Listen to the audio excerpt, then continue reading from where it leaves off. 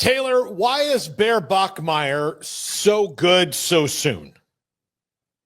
Well, I think BYU and that entire staff, Sonny Satake and his staff have done a great job of week in and week out protecting him. And I don't just mean with offensive line protection and not getting him hit. I think the way that they have played complementary football in all three phases has really benefited any quarterback, but especially a freshman quarterback.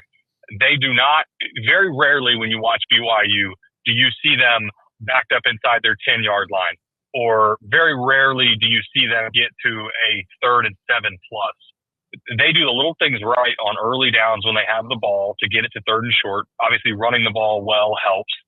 They don't turn it over. In the turnover margin, they've done a nice job all season. And in special teams, they really don't get behind the sticks very often. And I think that's been the biggest thing in my opinion, for having a freshman quarterback. They're not asking BYU and Bear Bachmeier to go the length of the field and have 10-plus play drives consistently in a game.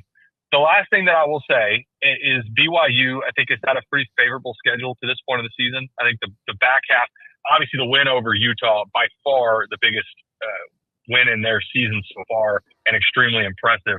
But I think the schedule to this point and the lack of road tests, you're going to see that obviously put to the test this week against Texas Tech. And it's a team that, November I think is going to be challenging. They still have a game against TCU on the schedule that no one's really talking about. So there are some tests left. Obviously starts with Texas Tech this week, but they've done a great job of insulating and protecting Bear Bachmeier all season.